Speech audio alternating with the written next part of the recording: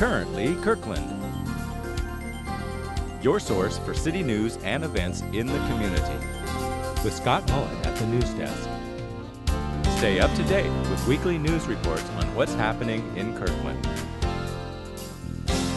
Now, here's Scott. Welcome back for another weekly installment of Currently Kirkland. I'm Scott Mullet. You've tuned in for a special milestone today. Not only will this be our final show for 2011, but also, drumroll please, my last show as an anchor. We'll do more on that later. For this week's episode, we're going to focus on winter preparedness. It may feel like La Niña is taking her sweet time arriving, but with the official start of winter a little more than 1 week old, it's a good time to be reminded about the importance of preparing for the weather. A key to preparing is to know the meaning of a weather advisory, watch, and warning. The National Weather Service issues a weather advisory when special weather conditions are less serious than a warning, which is issued when a hazardous weather or hydrologic event is occurring, is imminent, or has a very high probability of occurring. A watch is issued when the risk of a hazardous weather or hydrologic event has increased significantly, but its occurrence, location, and/or timing is still uncertain. When you hear the word advisory, it should be your cue to remind yourself and your family about your emergency preparedness plans. What, you don't have a plan? Well, here's how to get one.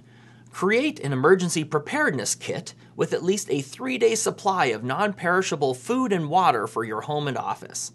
Kits prepared for vehicle road travel and winter weather evacuation go kits are also advised. Some basic supplies your kit should include are 1 gallon of water per person per day, food for human and pet family members, battery-powered or hand-cranked radios, batteries of all sizes, a flashlight, first aid kit, a whistle, blankets and rain ponchos, personal hygiene supplies, a can opener, and a multi-purpose tool.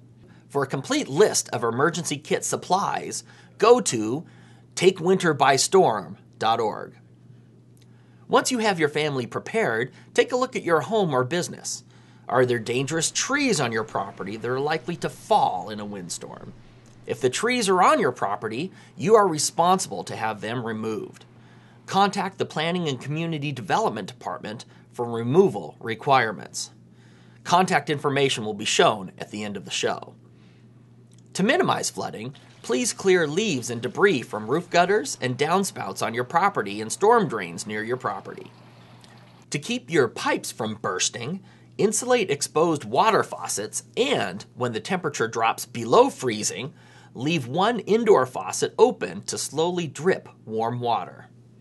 Should your power go out, report it to Puget Sound Energy at 888-225-5773. Have a safe alternative heat source and supply of fuel.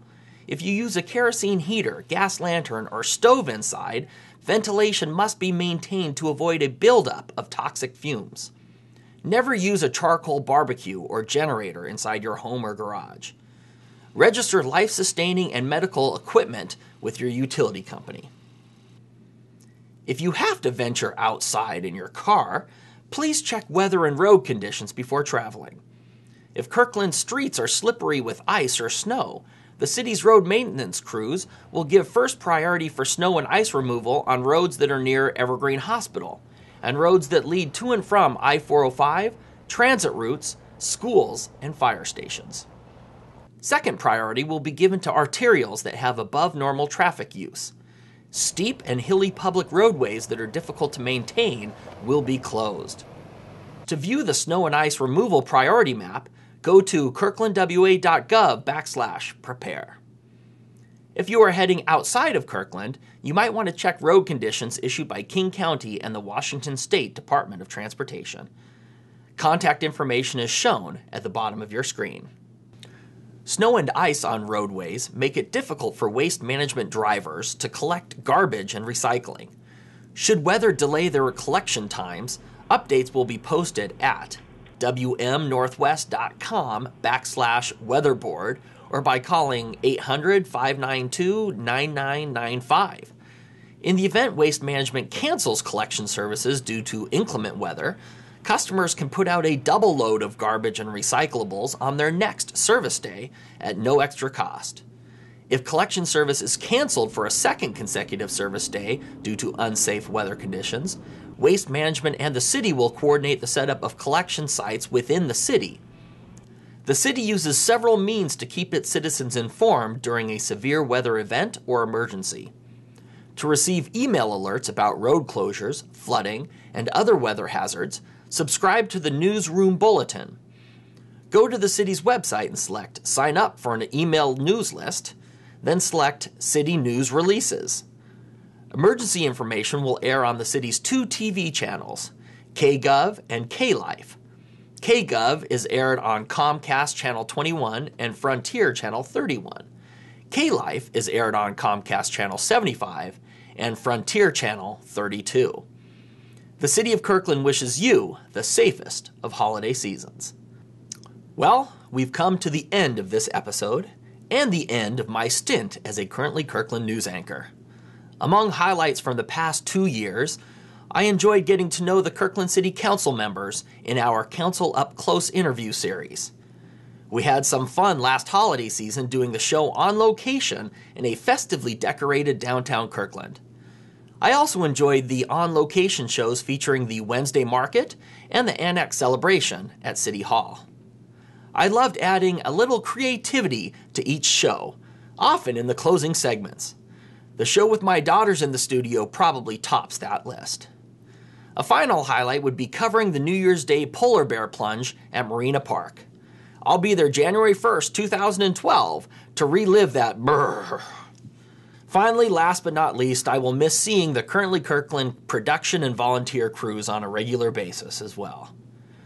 For you viewers, all of those highlights I mentioned can be seen on demand on the city's website, on your mobile devices, and some even on YouTube. Of course, even if I'm gone, the good folks at Currently Kirkland would love to hear from you, even if it's just to say you're glad I'm gone. More importantly, if you have any news tips, suggestions, or comments, please send them to kirklandtv@kirklandwa.gov. I'm Scott Mullet, and as always, thanks for watching.